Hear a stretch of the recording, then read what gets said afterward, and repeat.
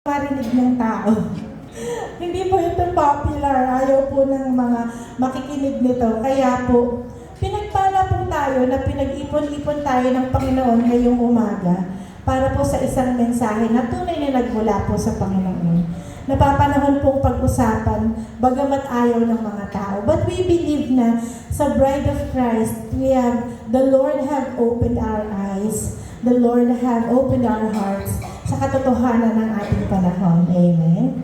Amen. Ang ating pong pamagat ng pag-uusapan ngayon ay John, yung title. Yan. Pakibasa nga po. Ang mga huling araw. Ang mga huling araw.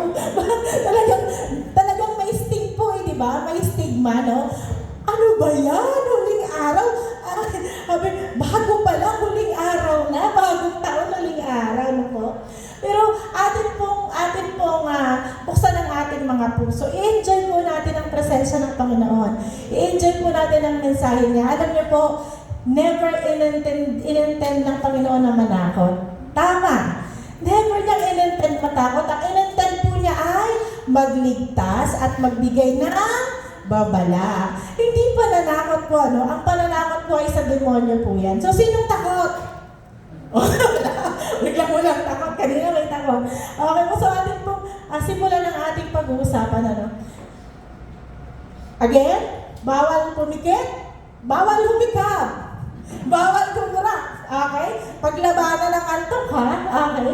In Hebrews chapter 1, verse 1 to 2, noong una, nagsalita ang Diyos sa ating mga ninuno sa iba't ibang panahon at sa iba't ibang paraan sa pamamagitan ng mga propeta. So, ang pakikipag-usap po kasi ng panahon na yun ay sa propeta dahil hindi pa naman, wala pang Biblia noon, di ba? Ito lang po yung pinagpala tayo na ginagawa ng Panginoon ng banal na Espiritu ang kanyang salita para nababasa natin. So, hindi na natin kailangan na, maaaring may propeta sa panahon ngayon, pero hindi talaga natin kailangan na, kasi lahat ay nasa Biblia na. So, again, sinong may Biblia? Yan, very good. Asa ng Biblia? Sa bahay. Sa bahay ng Biblia, ano po? So, in-encourage po namin kayo na magdala ng Biblia at saka po mag-take notes para po malabanan din natin ng antok. Tapos, pagdating nyo sa bahay, pwede natin balikan yung ating pinag-usapan. Ngunit, sa mga huling araw na ito, siya ay nagsasalita sa atin sa pamamagitan ng kanyang anak. Dahil ang anak ay ang salita. At ang salita ay ang anak. So, nagsasalita ang Panginoon sa Biblia dahil siya po ang anak, siya ang salita na nagkatawang tao. At siya ay piniling tagapagmana ng mga bagay-bagay. Ano po sa palagay ninyo ang pinakamalaking problema ng tao ngayon? Kasalanan? Ano pa? Hiya? Si Harris sumagot. Sumipalang pala siyang hiya. Ano po, tinanong ko, ano ba sa palagay mo ang pinakamalaking problema ng tao ngayon?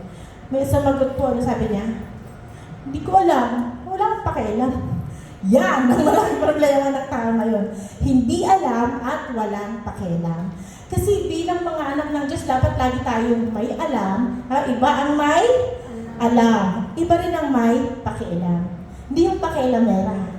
May pakialam, may malasakit. So, ang sabi in Matthew 16:3, at kapag umaga na may sinasabi ninyo, uulan ngayon dahil madilim ang langit. Nakakabasa kayo ng palatandaan sa langit, ngunit hindi niyo mabasa ang palatandaan ng kasalukuyang panahon. Pinapatungkulan po ng Panginoon dito na kaya natin na, di ba, sino ang kayang magsabing uulan? Taas ang kamay. Taas kamay. Yung kayang magsabing uulan, di ba? Madilim ang kalangitan eh.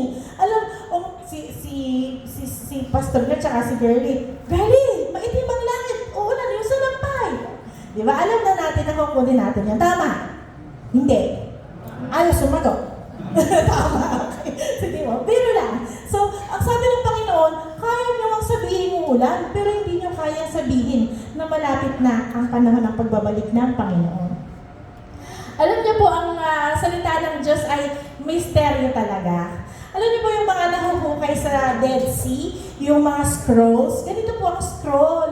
Hindi po siya yung mga papel na nakikita. Ito po yung mga sinulat ng mga propeta noong unang panahon. Ito po, nakikita po yung mga may bagong mga discoveries po. Pansinin po ninyo ang scroll. Hindi po ninyo makikita lahat ng sinasabi niya. Kung hindi mo, basahin talo, hindi mo basahin. O hindi mo, bubuksan. Hindi mo bubuksan. Kasi paano mo makita kapag ganyan lang ang naging basihan mo, ito lang ang makikita mo. Paano yung nakabilot, na? Paano po yung nakabilot? So ganyan po, kagaya po ng sabi ng Panginoon kay Daniel, tingnan po ninyo Daniel, ingatan mo muna ang mga pahayag na ito at isara ang aklat upang hindi ito mabuksan hanggang sa katapusan ng sanlibutan. Hindi mo ibinigay ng Panginoon lahat sa atin yan in one instance lang. Talaga pong inunti-unti po na yan kasi hindi rin naman natin kayang i-process Until now, hindi pa rin natin lubusang nauunawaan ang misteryo ng Panginoon. Amen? Pero dahil tayo po ay anak ng Diyos, mas gusto nating maunawaan ang kanyang kalooban. Tama po? Tama. So, ganyan po, para po siyang scroll. So, unang-una, you have to discern the signs of times. Ang kailangan po yan para po maintindihan natin ang kasalukuyang panahon. Dapat meron tayong discernment. O meron po tayong, hindi po yung, lagi namang ganyan. Wala yung kwenta, wala yung kinalaman sa mundo. Kailangan meron tayong discernment. In Matthew chapter 24, verse 11 to 14, marami ang magpapanggap na propeta at ililigaw ang mga tao. Lalaganap ang kasamaan, kaya manlalamig ang pag-ibig ng marami. Sino pong nakakakita na lumalaganap ang kasamaan at wala na pong pakialam ang mga tao kung di sa sarili na lamang?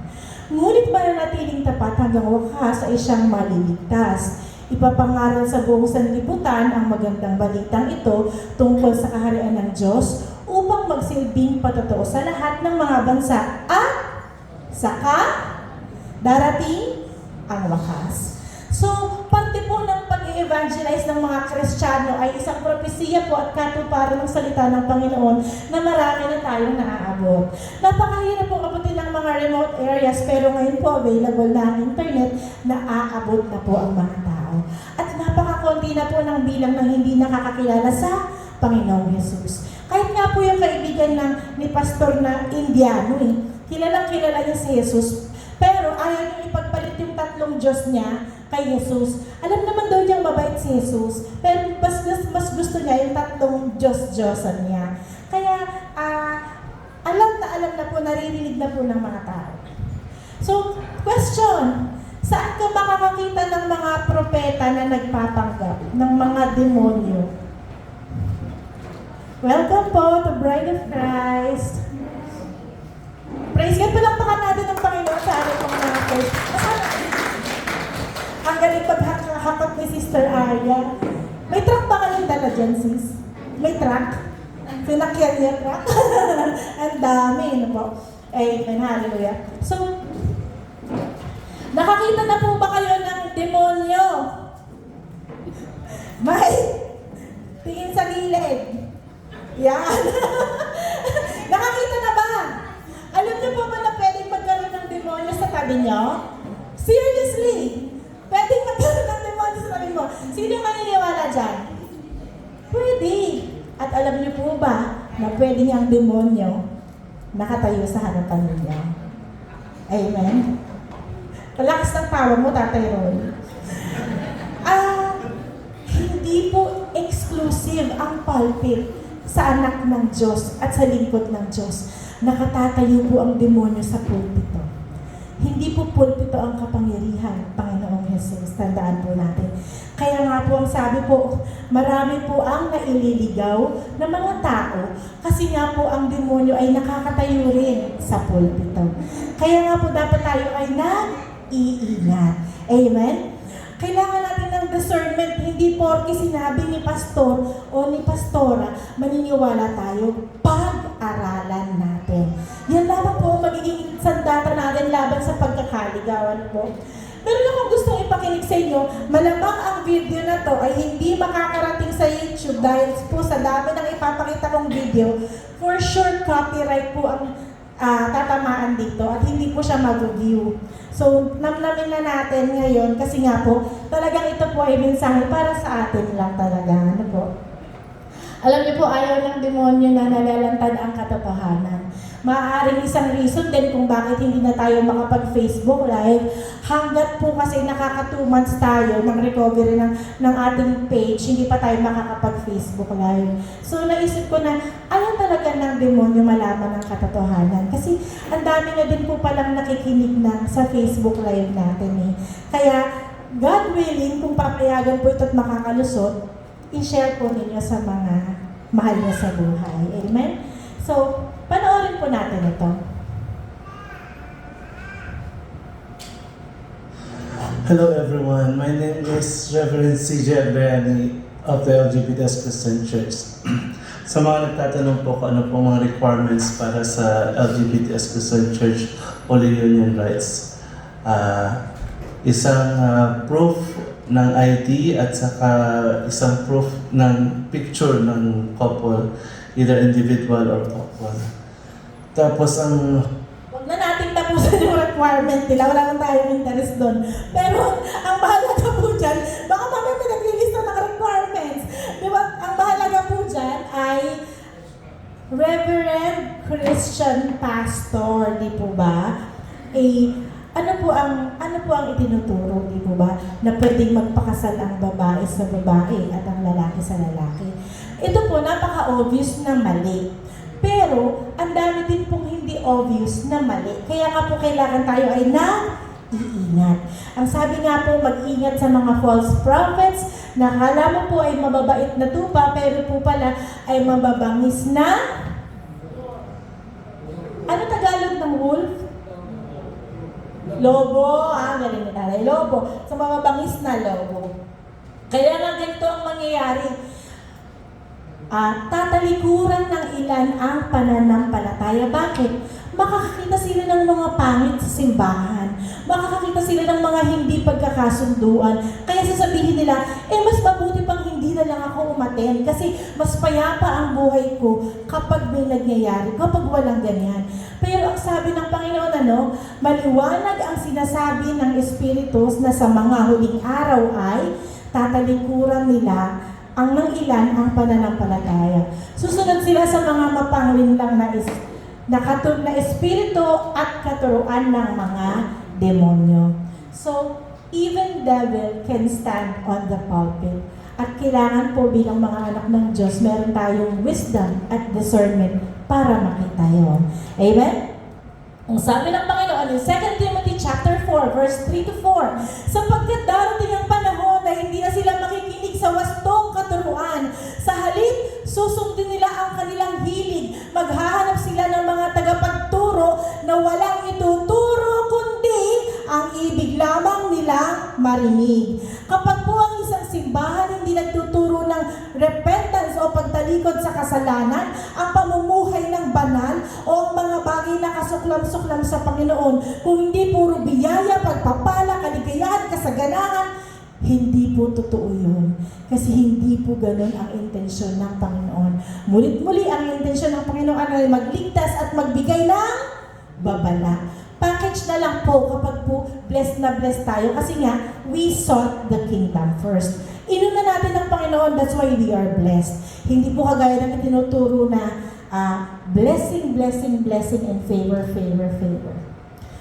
Hindi po kaila sa inyo na nakakaranas rin po tayo ng mga ganitong sitwasyon. Basahin po natin, I want all of you to read. Dapat mong malaman sa mga huling araw ay darating ang mga panahon ng kaguluhan. Sapagkat ang mga tao ay magiging maibigin sa sarili. Check? Maibigin na sa sarili, di ba? Maibigin sa salapi. Check. Palalo? Check. Mapagmataas? Check. Mapagsamantala? Check. Suwail sa magulang? Check. Walang utang na loob at lapastangan sa Diyos. Check. Sila'y magiging walang pagmamahal sa kapwa, walang habag, mapanirang puri, walang pagpipigil sa sarili, marahas at walang pagpapahalaga sa mabuti. Sila'y magiging mga taksil, padalos-dalos, mayayabang, maibigin sa kalayawan sa halip na maibigin sa Diyos. Sila'y may anyo ng pagiging makadiyos, ngunit hindi naman nakikita ang kapangyarihan nito sa kanilang pamumuhay. Iwasan mo ang ganyang uri ng tao. Sino po ba ang taong may anyo ng pagka-Diyos? Hindi po ba ang mga taong nasa simbahan na rin? Ito po ay patungkol sa atin na kailangan nating mag-ingat. Kasi po baka po tayo ay kinakain na ng mundo. Ano po? Kaya nga po sabi, iwasan ang mga ganitong tao. At sa biyaya ng Panginoon, hindi tayo ang maging ganitong mga tao. Undeniably, we are in the days of Noah and Lot. Kilala niyo po si Noah? Kilala niyo po si Lot? Ano po ang karakteristik ng mga panahon na iyon? Ano po ang mga kalagayan o sitwasyon sa panahon na iyon? Sa panahon ni Noah, ang mga tao ay binibigyan ng balala, ngunit sila ay hindi nakikinig. Sa panahon ni Lot, ano pong meron? Mga kasuklam-suklam, mga kahalayan, ganun po. Sabi nga po ng mga ibang pastors, no, mahihiya daw po ang mga panahon ni Noah at saka ni Lot sa ginagawa ng mundo ngayon.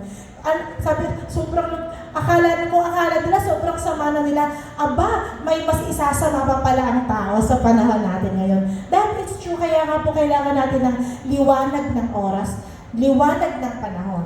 Sasabihin nila, walang nakakaalam kung kailan babalik ang Panginoon, kaya pwede ba tigilan nyo na ang pagbabanta sa mga tao, therefore, because no one knows the day or the hour. Ang sabi nga po, ano? Ang sabi po in Matthew 24:36-39, ngunit tungkol sa araw at oras na iyon ay walang nakakaalam. Kahit ang mga anghel sa langit o ang maging anak man, ang Ama lamang nakakaalam. Ang pagdating ng anak ng tao ay tulad noong panahon ni Noe. Nang mga araw na iyon, bago bumaha, ang mga tao ay nagsisikain, check. Nag-iinuman, check. Nagsisipag-asawa, check. Hanggang sa araw na pumasok si Noe sa barko. Hindi nila namalayan ang nangyayari hanggang sa dumating ang baha at tinangay sila lahat. Gayon din naman ang mangyayari sa pagdating ng anak ng tao.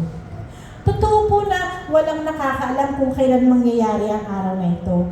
Pero ito po ay sinabi ng Panginoong Yesus nung siya ay nasa lupa. Kasi ang Ama, Anak at ang Banal na Espiritu ay isa. Kaya po alam nilang yan. Kaya lang po nung sinabi na ito, siya ay nasa lupa at siya po ay may pagkatao noon.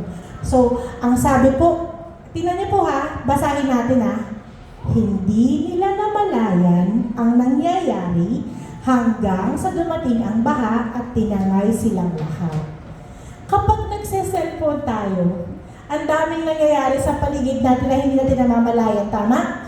Kasi po ganito tatawagin ko yung anak ko, hindi makarinig kasi po naka-cellphone. Di po ba? Kakausapin mo ang asawa mo, may sinasabi ka, kasi yan, naka-cellphone din, di ba? Marami tayong hindi namamalayan dahil doon. Huwag niyo pong isipin na galit ako sa cellphone. Medyo lang. Kaya po kasi kailangan alam natin ang katotohanan. Alam niyo po na ang lahat ng nangyayari sa mundo ay plano. Plano po na bigyan tayo ng cellphone. Although napakalaki ng kaginhawahan nito, napakalaki rin po ng kapalit nito. Ang dahilan po kung bakit binigay ito sa atin is they want us to be addicted to cellphone. Plano po ito, makinig kayo. Sinong may pandinig, makinig. Buksan ng mata, buksan ng tenga, at buksan ng katotohanan sa salita ng Panginoon. Kaya nga, di ba, ang bata pa lang ng mga anak natin, nagkakaroon na ng cellphone, di ba? Kasi maganda siyang iyaya Mananahimik ang anak pag may cellphone po na hawak, hindi po ba? But, they want us, our children especially, addicted. Bakit po? Dahil po sa New World Order, nakadepende po ang lahat sa cellphone. We are so dependent on digital technology na hindi na po tayo mabubuhay nang walang hawak na cellphone. Tama? Para pong hindi na, ang hirap na pong tanggalin ng ating mga kamay sa cellphone eh. Whatever it is, news, Facebook, social media, bangko, GCash, payment, Shopee, Lazada, we have been trained para po maging dependent sa cellphone. Bakit? Tandaan po ninyo ang mga bagay na ito. Dahil balang araw, nakadepende po ang performance mo nakalagay sa social credit score. Tandaan po ninyo ito. Ang social credit score po, ginagawa na po ito sa China. Kapag po ang isang tao ay masunurin sa gobyerno, hindi nagre-reklamo, at lahat ng patakaran siya ay nag-aabay, tataas ang kanyang social credit score. Sa social credit score, pwede kang mag-internet, pwede kang mag-taxi, pwede kang kumain sa magagandang restaurant kung mataas ang social credit score mo. Kapag ikaw ay subversibo, hindi ka masunuri, hindi ka na sumusunod sa mga patakaran, bababa ang social credit score mo at pwede kang tanggalan ng internet. Hindi ko ba ninyo napapansin kung bakit nag-shift ang sasakyan sa electronic? Kasi po, ang electronic car ay pwedeng i-switch off computer-based, di ba? Si Brother Rudy, hindi yan masunurin, patayin mo ang makina. Buhayin mo lang ulit, so hindi ka makakagamit ang sasakyan mo. Ganun po, no? So, ganun po siya. Si Sister Annie, matigas ulo niyan, tanggalan mo ng internet, tingnan ko lang kung mabuhay yan pag walang internet. Di ba? Ganun po, ganun ang gagawin. Tandaan, hindi na po nalalayo ang mga bagay na ito. Kaya kailangan pag-aralan, pakinggan, at atin po sa isang puso. Ang sabi sa Pahayag, 13:16-8, sa piritang pinatataka ng ikalawang halimbawa ang lahat ng tao sa kanilang kanang kamay o sa noo, maging sila'y dakila o hamak, mayaman o mahirap, alipin o malaya, at walang maaaring magtinda o bumili, maliban sila'y may tatak o pangalan ng halimaw o bilang nakatumbas ng pangalan niyon. Kailangan dito ng karunungan. Kailangan dito ng karunungan. Maaaring malaman ng sino mang matalino ang kahulugan ng bilang ng halimaw sapagkat ito'y bilang ng isang tao. Ang bilang ay 666. Narinig niyo na po yan, di ba? 666, di po ba? Yun pong isang energy drink na Monster, di ba? Monster, yung may ganon, yung may claw. Yan pong Monster na yan, yun po kasing yung isang symbol na yun, 6 po yun in Hebrew letter number. So, 666 po yun, yung Monster na yun. Ang demonyo po, very sneaky siya. Akala natin, sarap nito, maging monster ako sa lakas pag ininom ko. Pero hindi natin alam yung subliminal po na kaniyang mga kaakibat. Hindi ba kayo nagtataka kung bakit ang dami pong Osave, Dali, Alphamart, 7-Eleven? Di ba, parang sa liblib? Magtataka ka, may bumibili ba dito? Bakit naman meron pa ditong Alphamart na to? Tama, di ba? Na makikita natin, halos wala namang kliyente. Kasi ang tao, mas madalas pinipili pa rin sa palengke. Gagamitin po ang mga stores na to kasi ito po yung merong capability na mag-scan ng mark ng mga inilagay sa tao. Hindi mo pwede sa tindahan ni Aling Puring, awasan ng mark mo, scan ko digital, si Aling Puring. Di ba hindi? Yun lang po mga high technology na stores ang meron ito. We are being set up and we are being prepared for the mark of the beast. We have to be awake. Hindi po pwedeng tutulog-tulog. Pansinin po natin, even the Bible, hindi po pinapalampas ng mga demonyo. Pakinggan po natin. As far as putting words in order is concerned, AI already thinks better. AI daw po. Pakilakasan John. Therefore, anything made of words will be taken over by AI. If laws are made of words, then AI will take over the legal system. If books are just combinations of words, then AI will take over books. If religion is built from words, then AI will take over religion. This is particularly true of religions based on books, like Islam, Christianity, or Judaism. Judaism calls itself the religion of the book, and it grants ultimate authority not to humans, but to words in books. Humans have authority in Judaism not because of our experiences, but only because we learn words in books. Now, no human can read and remember all the words in all the Jewish books, but AI can easily do that. What happens to a religion of the book when the greatest expert on the holy book is an AI? Narinig po natin, ano? What will happen, if the greatest expert on the holy book is an AI? Ang sabi po, kaya po ng AI i-master ang lahat ng mga bagay na nakasulat o ang mga bagay na may salita. Kasi ano po siya ang AI po, patalino ng patalino ng patalino ng patalino. Sino po dito yung nakakita ng video? Tapos isinend niya sa kaibigan niya. Tapos pagbalik sabi ng friend, AI yan sis. Sino na po? Di ba? Sa sobrang galing ng AI, tama. Isa nakakalito eh. So, mag-quiz tayo muna ha. Sabihin niyo sa akin dito kung ano ang AI sa hindi po ha. Kailangan mabilis ang sagot kasi mabilis yung bilang. Sige po, ready? Tingnan natin ha. Kapag ang AI nasa taas, turo sa taas ang kamay. Kapag ang AI nasa baba, turo sa baba ang kamay. Okay? Ready? Okay. Ano ang AI dyan? Oh, yung baba daw. Taas, baba. Baba. Very good. Very good. Next.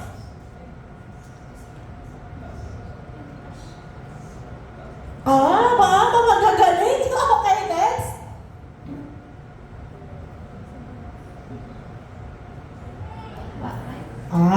Nagkamali, ano? Pero, ang point po is, halos hindi mo na malaman ang pagkakaiba. Tama? Bakit ang galing ninyong makadetect? Anong tinitingnan ninyo? Aljon, ano tingnan nyo? Ano basehan nyo? Nakita mo dyan? Yung ocean. Ano yung ocean? Ocean. Ano siya? Ano meron? Motion. Sorry. Galit ba kayo? Sorry, nabingin lang ako. Motion. Akala ko ocean. Ayusin nyo rin kasi ang pronunciation nyo bago nyo akong pagalitan. Okay? Okay po. Recently lang, this morning, inihabol ko po ito sa slides kaninang umaga.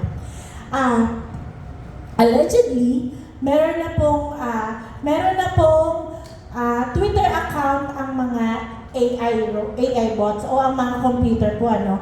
Ang sabi po, kumbaga nagsisimula na po silang mag-class laban sa mga tao. True or not, alam natin na hindi po ito malayong marating. Amen?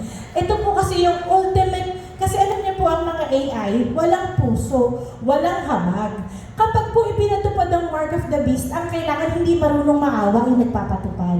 Kasi kung tao may puso, mahabagin, baka hindi na kaya magpatupad nun. So kailangan po, mahalaga po ang artificial intelligence. Ano po? Kaya nga, tingnan mo po sinabi ng Panginoon, hindi ba nakakamangha ang Panginoon? Sinabi mo yan, tingnan ninyo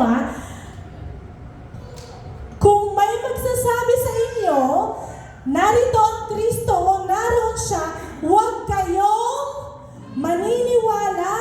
Sapagkat may lilitaw na mga huwad ng Kristo at huwad na propeta, magpapakita sila ng mga kamangha-manghang himala at mga kababalaghan upang iligaw, kung maaari, maging ang mga hinirang ng Diyos. Tandaan ninyo, ipinauna ko nang sabihin ito sa inyo. How in the world, in our modern times, makakapanloko o makakapanglinlang ang demonyo? Through artificial intelligence. Kapag nakita mo yun, hindi ka ba naman maniniwala? Nakita ko si Jesus, dumating siya, handun siya, ano siya sa MBS, kausap niya si Dr. Manusog. Pag nagpaka mga tao, ang sabi ng Panginoon, tandaan ninyo, ipinagpauna ko nang sabihin ito sa inyo. Dahil ang pagdating ng anak ng tao ay makikita ng lahat ng nilalang. So hindi totoo yung mga ibabalita. Ito na po yung isang video na gusto kong i-share sa inyo. Meron po tinatawag na Project Bluebeam. Ano po? Meron po panoorin po natin kung ano po yung plano nila. How will your faith stand against Project Bluebeam? This insidious master plan involves staging a fake alien attack all over the world, using visible UFOs, and creating a belief in a new God as our savior. To make it all seem real, they would use top-secret military technology that can create believable illusions. Practice runs have recently taken place, and the results are shocking. The evil idea behind the project is to put an end to all existing religions and strike fear in the people to gain control of the population. Alongside HARP, they would create a religious leader who can cause earthquakes and storms, changing people's beliefs in a big way. This all sounds like it has been taken directly out of George Orwell's 1984. But if you think it is fiction, think again. Perhaps we need some outside universal threat to make us recognize this common bond. So, kaya po, yan po yung, alam niyo po yung pinaplano pa lang ng tao, pero nakalagay na sa Biblia. Kamangha-mangha ang Panginoon, hindi ba? Sabi, kaya pala, sinabi ng, imagine po natin, 20 years ago, binasa natin ang Biblia na kapag may nagsabing nandito si Kristo o nandyan, wala pa namang artificial intelligence nun. Hirap na hirap din tayong i-digest. Paano nga ba siya mangyayari? But now, we can understand. Kaya nga po yung scroll, sabi kay Daniel, di ba? Itago muna hanggang sa huli para po maintindihan. So, ang scroll po ay unti-unting binubuksan, unti-unting inilalatag para sa kalawanagan po at wisdom ng mga nakikinig at nagbabasa. Amen? So, napakabuti po ng Panginoon. Kaya nga po, napakadaling malinlang ng mga tao. Napakadali pong hindi mamalayan ang nangyayari. Alam niyo po minsan, yung social media pa rin cellphone pa rin. Yun pong, yung di natin namamalayan yung pangyayari sa bahay dahil po busy ang mga tao sa cellphone. Totoo naman po yan, nakikita natin ang mga tao kumakain na nasa restaurant, pero may kanya-kanya rin silang cellphone, even ang baby. Even yung mga naka-high chair pa nga, may sarili rin silang tablet, tapos may kanya-kanya silang business. So napakadaling hindi mamalayan. Kagaya nga ng sabi po ng Panginoon, ganun din ang nangyari noong panahon ni Lot. Ang mga tao ay nagsisikain, nagsisiinom, nagbumibili, nagtitinda, nagtatanim at nagtatayo ng bahay. Lunod na lunod po ang tao, lalo sa panahon ngayon, sa cares of this world. Hindi po sinabi ng Panginoon masamang maghanap buhay para tayo'y mabuhay. Di po ba? Pero po, sinabi ng Panginoon, magbantay. Magbantay, manalangin. Tingnan mo, have discernment. Kasi po, hindi po biro ang kapalit. Kapag hindi natin namalayan, hindi biro ang kapalit. Ano po ang nangyari nung hindi nila namalayan ang pagdating ng baha? Sila po ay tinangay ng baha. Hindi biro hindi natin mamalayan. Kaya po kasalanan na hindi ituro sa simbahan. Kasi po kapag po hindi namalayan ng tao, kasalanan po ng mga overseers. Ngayon po kapag naituro na at hindi pa rin po namalayan, kasalanan na po ng mga nakikinig. Your blood is not in our hands anymore. We have warned you enough and we have spoken of the words, Lord, the Lord's word enough para po mamalayan natin ang kasalukuyang panahon. In Matthew 24, ang sabi po ng Panginoon, 15 to 19, ito po meron po sinabi ang Panginoon na nagmamatch kay Daniel, pakinggan po natin kapag nakita ninyong nagaganap na sa dakong kabanal-banalan ang kasuklang-suklang na kalapastangan ng tinutukoy ni Propeta Daniel, unawain ito ng nagbabasa. Ang mga nasa Judea ay dapat tumakas pumunta sa kabundukan. Ang nasa bupungan ay huwag nang mag-aksaya ng panahon na kumuha pa ng kahit ano sa loob ng bahay. At ang nasa bukid ay huwag nang umuwi upang kumuha ng balabal. Sa mga araw na iyon, kawawa ang nagdadalang tao at ang nagpapasuso o yung nagbe-breastfeed. Tingnan po natin kung anong sinabi ni Prophet Daniel.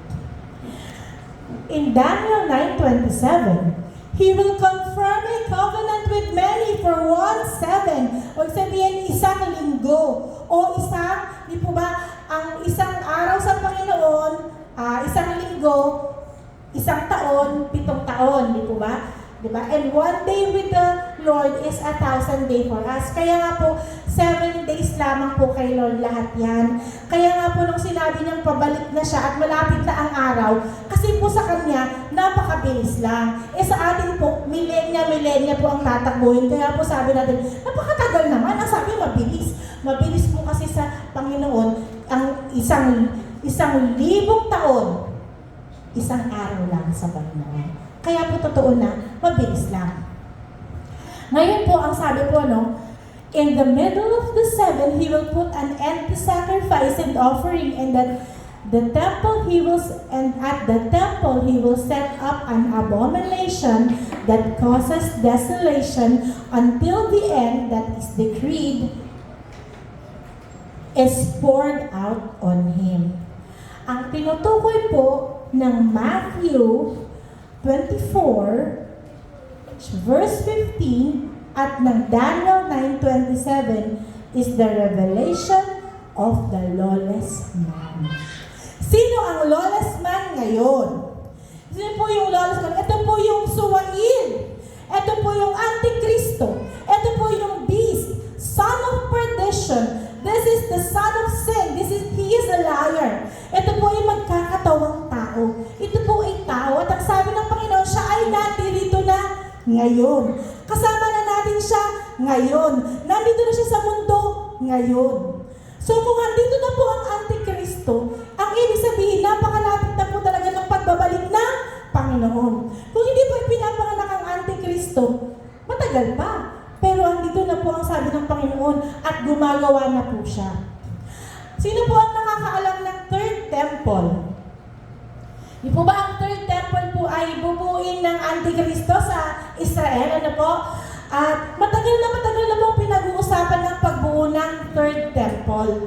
Ito po ay ang umupo po dito sa perspective ng mga Israelita. Ang uupo dito ay ang tagapagligtas o ang Messiah. O dapat yung Panginoong Hesus na inaasahan nila na hanggang ngayon hindi pa nila alam na dumating. Pero ang katotohanan ng uupo dito ay yung Antikristo o lawless man. Anti, ibig sabihin against, anti.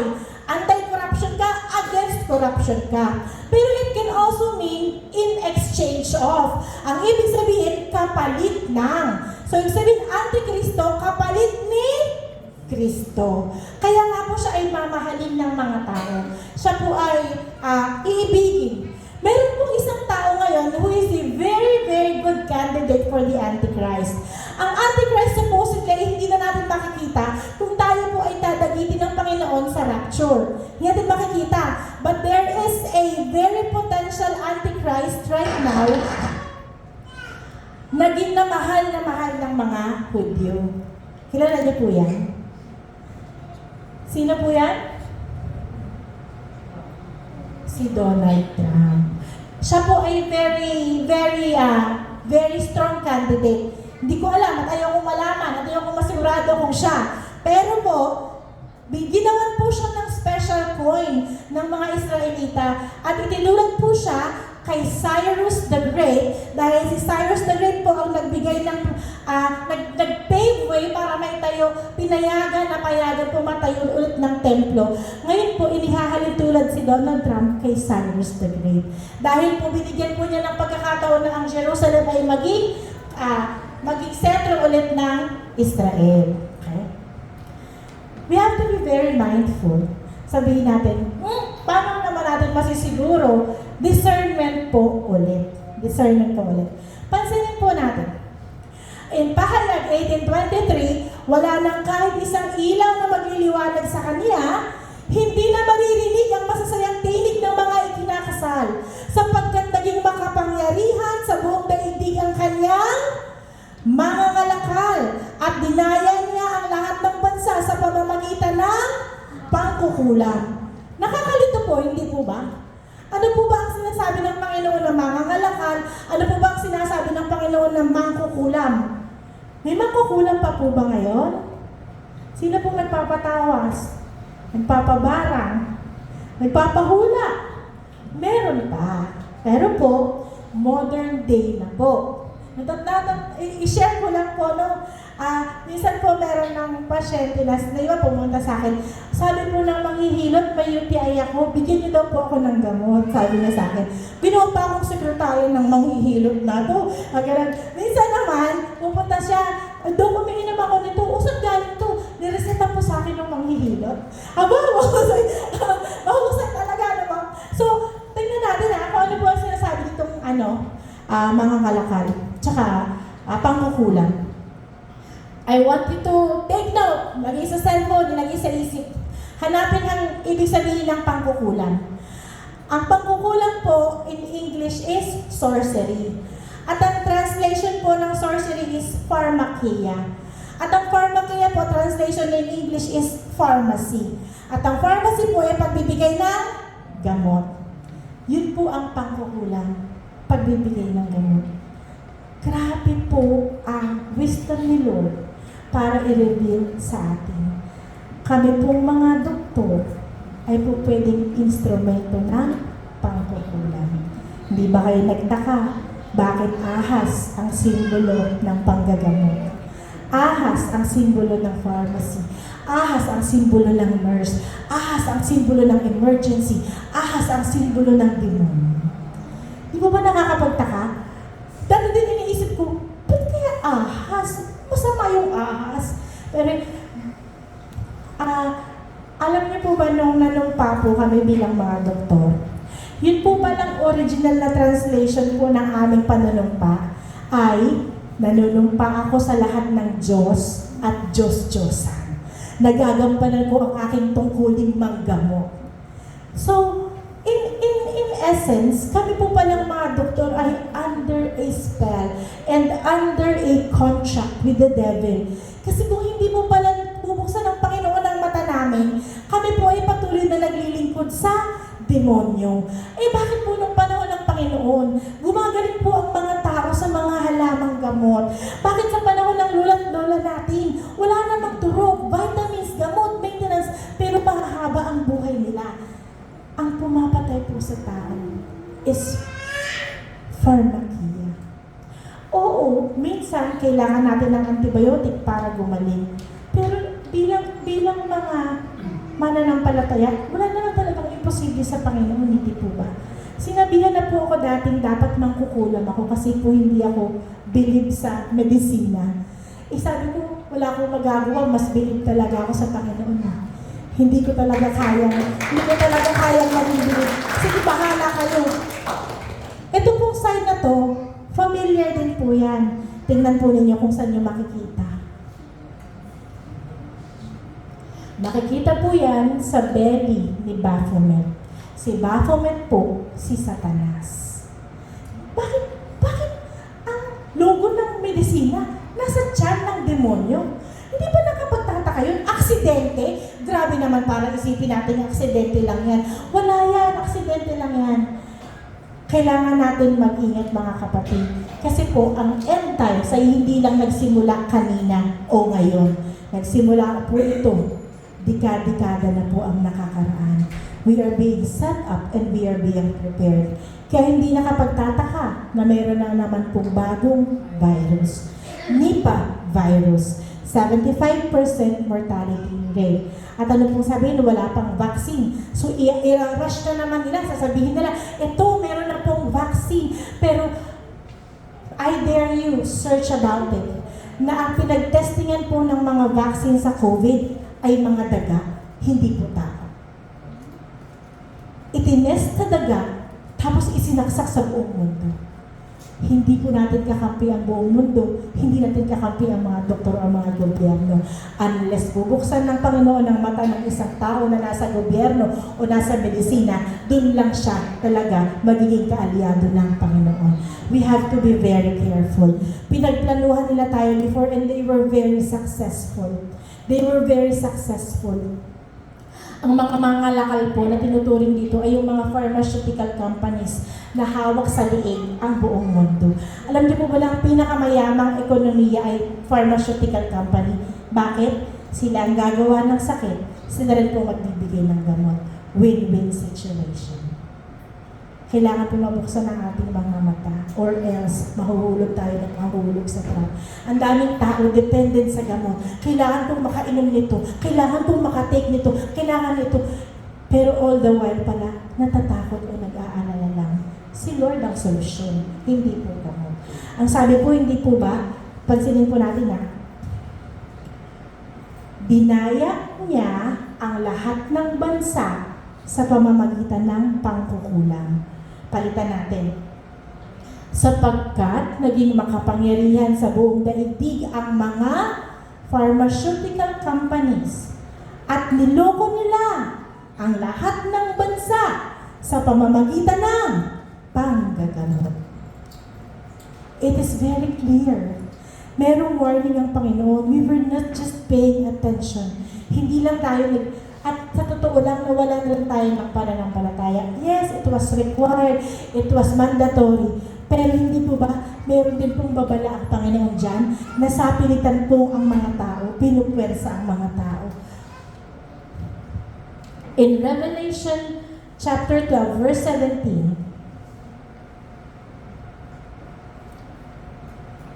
and the dragon was wroth with the woman and went to make war with the remnant of her seed, which keep the commandments of God and have the testimony of Jesus Christ. During the pandemic, Operation Warp Speed was launched. Operation Warp Speed. Tanggalin niyo po ang P.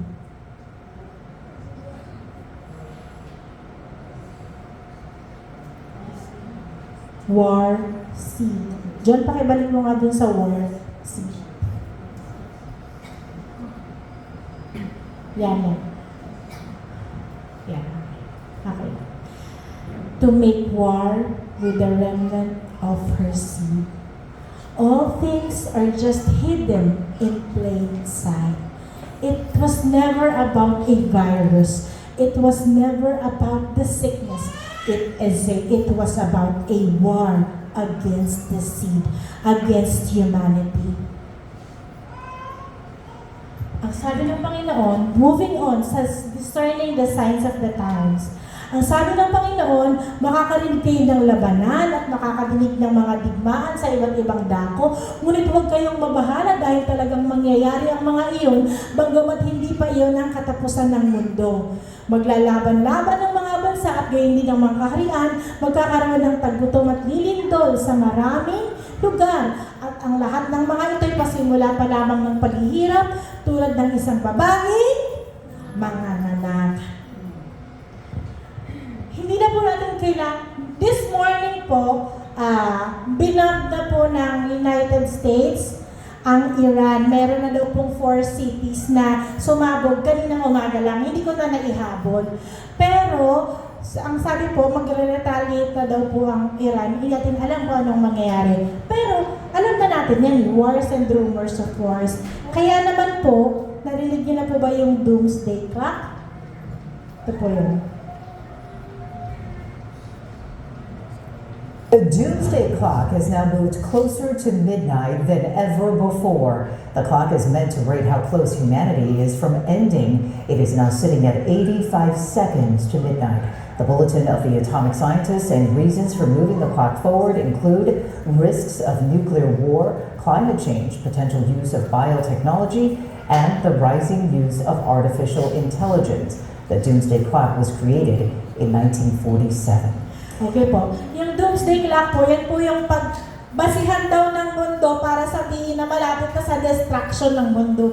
Hindi naman natin kailangan yan dahil alam na nga po natin sa salita ng Diyos na handito na po tayo sa panahon na ito. Ano po yan eh? Psychological lang po, mind game warfare. Siyempre nagkakos ng panic at ng scare sa mga tao. Pero bilang mga anak ng Diyos, alam natin na hindi tayo dapat matatakot. Balikan po natin si 100 days ago that we got Balikan natin si si Donald Trump. Si Donald Trump po, dun sa Board of Peace, Aljon. Si Donald Trump po, gumawa siya ng Board of Peace. No po? Tapos, noong 2024, si Donald Trump po, gumawa siya ng Board of Peace. Tapos, noong 2024, inawardan din po siya ng Israel ng, sabi po natin, Covenant of Peace Award to the Prince of Peace, Donald J. Trump. So, kinikilala po siya ng mga Israelita bilang Prince of Peace. Sino po ang Prince of Peace natin? Si Jesus. Kaya po, napakalakas na candidate dito si Donald Trump. Ano? Ang sabi nga ng Panginoon, di po ba, lagi nilang sinasabi, peace and safety, peace and security. Ang sabi ng Panginoon, for when they say peace and safety, then sudden destruction comes upon them as labor pains upon a pregnant woman, and they shall not escape. So, ang ating pong sitwasyon ay inahalintulad sa isang babaeng nagbubuntis. Dahil ang babaeng nagbubuntis po, kapag malapit ng mga anak, ang kanyang tiyan ay madalas sumasakit. Madalas nagko-contract kasi nga po ang bata ay palabas niya. Ang sabi po ng Panginoon, mayroon siyang warning sa atin. In 2 Thessalonians chapter 2 verse 3, huwag kayong magpapadaya kanino man sa anumang paraan. Huwag kayong magpapadaya kanino man sa anumang paraan. Hindi darating ang araw ng Panginoon hanggang hindi nagaganap ang huling paghihimagsik laban sa Diyos at ang paglitaw ng suwail. The man of lawlessness, the son of perdition, the Antichrist, na itinakda sa kapahamakan. So ang sabi ng Panginoon, hindi darating ang dulo hanggat hindi dumadating ang Antikristo. Pero kung nandito na ang Antikristo, ang dulo ay nandito na. Birth pains lead to birth. Hindi mo po pwedeng ang isang babae ay 10 buwan nagbuntis, sa 9 na buwan nagbubuntis hanggang 10. Hindi po, sa 9 na buwan, sasakit po ang tiyan niya. Yun po ang sinasabing birth pains, paglindol, taggutom, gera, sakit, pestilence. Ito po yung mga sinasabi. And it will ultimately lead to birth. Sana po maging makabuluhan sa atin ang umaga na ito at huwag natin pong iwawali sa ating mga isip ang ating pong narinig. In 2 Timothy chapter 3 verses 1 to 5, dapat mong malaman na sa mga huling araw ay darating ang panahon ng kaguluhan, sapagkat ang mga tao ay magiging maibigin sa sarili, sa salapi, palalo. Nabasa na. Iwan. So, ang sabi po sa John 12:48, ang hahatol sa mga tao na maibigin sa sarili ay ang salita rin ng Panginoon mismo. Paano po yun? So, hindi po ba ang sabi ng Panginoon, meron siyang mga pamantayan, meron siyang mga inutos, mga commandments po sa atin. So kapag po hindi natin yan natupad, ang hahatol po sa atin ay salita din na mismo. At balang araw, kung tayo po hindi natin namalayan, muli, kung hindi natin mamamalayan ang panahon na ito, at tayo po ay malilinlang, at tayo ay maliligaw, at tayo ay mapapahamak, balang araw sasabihin lamang ng Panginoon sa atin, hindi ko kayo kilala, lumayo kayo sa akin, kayo gumagawa ng kasamaan. Kaya po, napakaganda po na mag-focus tayo sa Panginoon. Dahil balang araw ayaw natin mapagsabihan ng Panginoon na mga mapagkunwari. Mga mapagkunwari, nagsisimba tayo, nagbibigay tayo sa church, nagsaserve tayo, pero wala tayo ng anyo ng pagiging maka-Diyos natin. Ayaw natin mapagsabihan. Alam niyo po yung mapagkunwari? In English, hypocrite.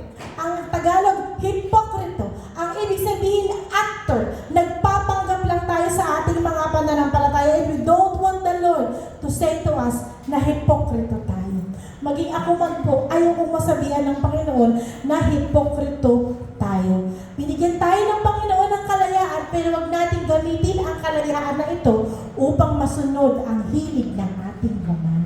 We have free will, pero wag natin gamitin ang free will na ito para sundin ang kahalayan ng laman. Ang sabi ng Panginoon, ibigin mo ang iyong kapwa gaya ng pag-ibig mo sa iyong sarili. Ngunit, kung kayo'y nagkakagatan at nagsasakmalang parang mga hayop, mag-ingat kayo at baka tuluyan ninyong sirain ang isa't isa. Kailangan na mayroong restraint ang ating kalayaan. Hindi po porke malaya tayo, malaya natin magagawa ang lahat. Kasi po madalas po, nakakalimutan na natin ang pag-ibig sa kapwa, ang pag-ibig natin sa Panginoon. Wag daw, ang bilin ng Panginoon in Galatians 5:16-21, mamuhay kayo ayon sa Espiritu at hindi ninyo pagbigyan ang pagnanasa ng laman. Muli ko kayong binabalaan, ang gumagawa ng mga ito ay hindi magkakaroon ng bahagi sa kaharian ng Diyos. Hindi magkakaroon ng bahagi. Alam niyo po, ang demonyo pwedeng mag-preach, ang hipokrito pwedeng magsimba. Unless matransform tayo ng Panginoon, doon lang niya talaga tayo pwedeng tawagin anak. Sabihin, bakit ang lungkot tsaka ang sakit naman ng mensahe na to? Kasi nga ang Panginoon, ang gusto niya po ay magligtas at magbigay ng babala. Ano man ang mga bagay na ginagawa natin na hindi kaaya-aya sa Panginoon, may panahon pa para itigil natin upang hindi tayo matawag na hipokrito.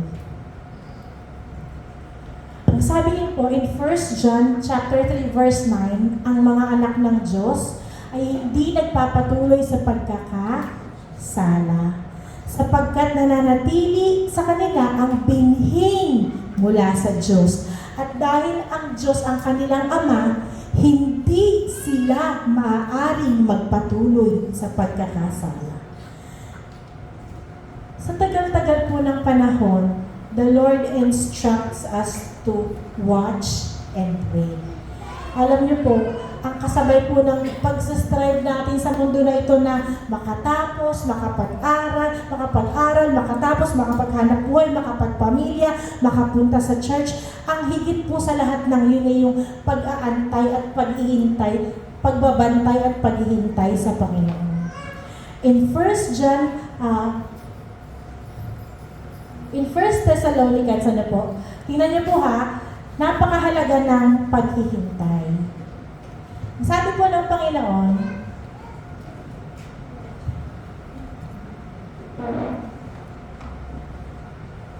maghintay sa pagbabalik ng kanyang anak mula sa langit. Diba? Pero kung iisipin natin, ilan nga lang ba talaga ang taong naghihintay sa pagbabalik ng Panginoon? Akala ko ang sabi lang ng Panginoon, kumilala sa Kanya, tumanggap sa Panginoong Hesus, hindi. Binilinan rin tayo maghintay sa pagbabalik ng kanyang anak mula sa langit. Ang sabi po in Philippians 3:20, dahil tayo po ay mamamayan ng langit at mula roon, hinihintay natin ng may pananabik ang Panginoong Hesus, ang tagapagligtas. Kung alam mo na tagalangit ka, hinahantay mo ang Panginoon na nasa langit, may pananabik, merong excitement, merong eagerness sa pagbabalik ng Panginoon. Kasi alam mo na tagalangit ka eh. Pero pansinin po natin ha, kung sino nga lang po ba talaga ang ililigtas ng Panginoon in Hebrews chapter 9:28. Gayon din naman, si Kristo ay minsan lamang inihandog upang pawiin ang mga kasalanan ng mga tao. Siya'y muling darating, hindi upang muling ihandog dahil sa kasalanan, kundi upang iligtas ang mga naghihintay sa Kanya. Babalik po ang Panginoon para sa naghihintay sa Kanya, hindi sa mga taong walang pakialam sa pagbabalik niya. Nagsimba man tayo, kung ano man ang ginagawa natin, nagbibigay tayo, but if our hearts are not aligned with the coming of Christ, our hearts are not prepared, hindi po tayo kasama sa babalikan upang iligtas ang mga naghihintay sa Kanya. Kaya sabi ng mga ng Panginoon, kaya't maging handa kayo sa lahat ng oras. Kaya Kaya't maging handa kayo sa lahat ng oras. Ang ibig sabihin, kahit ngayon dumating ang Panginoon, ready tayo. Kahit mamaya alas 3 dumating, ready tayo. Kahit bukas, ready tayo. If in case next year dumating ang Panginoon, ready tayo. Handa tayo. Kasi ang next year, ang next week, hindi po malayo yan. Malapit na po yan. Kaya idalangin natin na tayo ay makaligtas. Ang sabi ng Panginoon, let us make ourselves busy with the business of God habang hinihintay natin ang pinagpalang araw na ating inaasahan. Kung kailan mahahayag si Kristo sa buong mundo bilang Diyos at tagapagligtas at kasama niya ang mga naghihintay sa Kanya na bibigyan din ng kaluwalhatian kasama at kasabay ng Panginoon Jesus. Yun po ang plano ng Panginoon. So, huwag naman po natin isipin na nananakot tayo o nananakot ang Panginoon. Kasi po, napakaganda po ng plano ng Panginoon. Kaya nga po tayo pinatin ngayong umaga para maunawaan ang plano ng Panginoon, para hindi matakot at para magkaroon ng babala na mamuhay ng ayon sa kalooban ng Panginoon. Napakabuti ng Panginoon na po. Kahit nakalulungkot na hindi alam ito ng karamihan, kung saan po sana ito po yung magbibigay ng kaliwanagan at kaligtasan sa atin po. In 1 Thessalonians 5, verse 2-3, ang sabi po tiwasay at panatag ang lahat at biglang darating ang kapahamakan. Hindi sila makakaiwas sapagkat pagdating nito'y pagsumpong ng sakit ng tiyan ng isang babaeng manganganak. Pansinin po ninyo na laging sinasabi ng Panginoon na kagaya ng pagsumpong ng tiyan ng babaeng manganganak. Sino na po yung mga nakapanganak dito? Ang panganganak po ba ninyo ay kaya nyo sabihin kung kailan darating? Hindi po, di ba? Pero, ang panganganak ninyo ay alam nyo na malapit na. Tama. Dahil bakit? Meron kayong nararamdamang contraction, paghilab, di po ba? Ibig sabihin, malapit ka ng manganak. Ganun din po ang sinasabi ng Panginoon. Nararamdaman natin ang contraction ng mundo. Nararamdaman natin ang paghilab, ang pagpighati. Nararamdaman natin. Alam natin na ang kasunod nito ay ang pagbabalik ng Panginoon. Hindi mo ba't napakaganda? Pinagpala tayo dahil meron tayong warning. Pinagpala tayo dahil alam natin ang mga ganitong bagay. Kasi kung hindi din alam ang mga ganitong bagay, tayo po ay aabutan din walang malay. Darating ang panahon, isasara ni Yahweh ang pinto ng barko. Amen. At ang lahat ng wala sa loob ng barko ay hindi makaliligtas. Ang barko po na tinutukoy ng Panginoon ay ang Panginoong Jesus. Question, kung ang barko ay yung loob ng piano at nakikita ko ang piano, nakikita ko ang barko, parang si Jesus, nakikita ko si Jesus, kilala ko si Jesus, pero wala ako sa loob ng barko, maliligtas ba ako?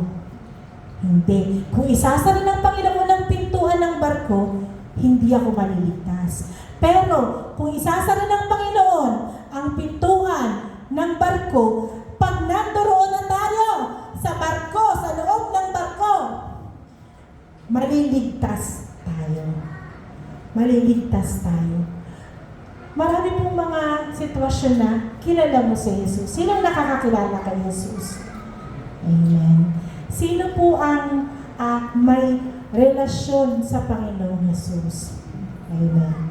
Pero sino po yung namumuhay na nakahanda na at nag-aantay na lang at namumuhay siya na nakapaloob siya sa barko ng Panginoong Jesus? Napakalaking pagkakamali po. Napakalaking pagkakamali. Napakalaking pagkakaiba. Alam niyo po, nung panahon ni Noah, 8 lamang po silang naligtas. Ano po? 8 lamang po silang naligtas. Paulit-ulit, nung panahon ni Lot, ilan lang silang naligtas? Si Lot, tapos 2 nilang anak, at saka yung asawa ni Lot. Pero yung asawa ni Lot, tumalikod pa. Kaya 3 lamang ang nakaligtas. Sa panahon ni Noah, ilan ang nakaligtas? 8. Si Noah, ang asawa niya, si Ham, si Seth, at si Japhet. Ham, Sham, Japhet, tsaka din 3 asawa niya. So 8 lamang po. 8 lang ang nakapasok sa loob ng barko. Kung ano po ang nangyari noon, mangyayari rin po ngayon. Kaya po, maging maingat tayo sa ating paglakad ng Kristiyano dahil konti lang talaga ang nasa loob ng barko. Ang maganda pong balita, bukas pa ang pintuan ng barko. At hindi pa po isinasara ng Panginoon. Ang lahat ng uri ng makasalanan, kagaya ko, kagaya mo, ay welcome na welcome pumasok sa loob ng barko. Pumasok tayo dahil po ang mundo na ito ay papanaw, ang mundo, ang langit, ang lupa ay mawawasak, pero hindi ang salita at ang pangako ng Diyos. Sa kanya pong pagpapakasakit sa krus, meron po siyang plano. Yun po ang iligtas tayo at bigyan tayo ng eternal life. At yun po ay i-prepare tayo para po sa pagpunta natin sa langit. Hindi po yung preparation sa buhay dito. Preparation po iyon para makamtan natin ang kaluwalhatian kasama ang Panginoong Jesus. Jesus Christ is our living hope. Gaano man po kadilim ang mundo, gaano man po ang problema na pinagdadaanan natin, all has been paid for. Ang lahat ng mga bagay ay inihanda na ng Panginoon. Huwag po natin palampasin ng pagkakataon kung saan naman po tayo ay meron pong chance na makaligtas sa mga parating na delubyo.